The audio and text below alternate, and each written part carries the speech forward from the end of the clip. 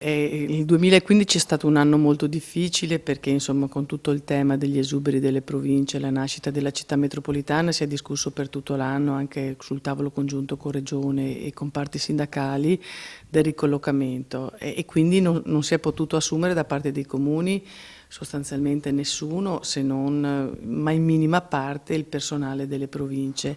Il problema della mancanza di personale nei comuni veneti preoccupa non poco la presidente di ANCI Pavanello.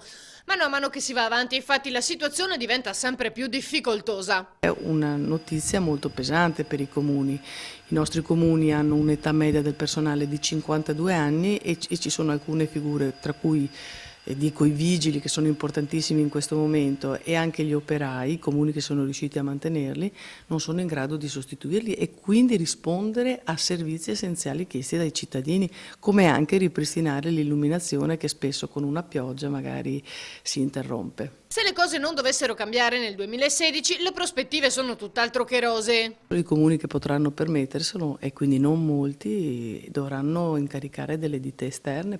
E io penso anche ai tanti giovani che sono alla ricerca di un lavoro e che hanno competenze elevatissime e che anche ripartecipare ai concorsi, a selezioni pubbliche sarebbe un'opportunità anche per loro.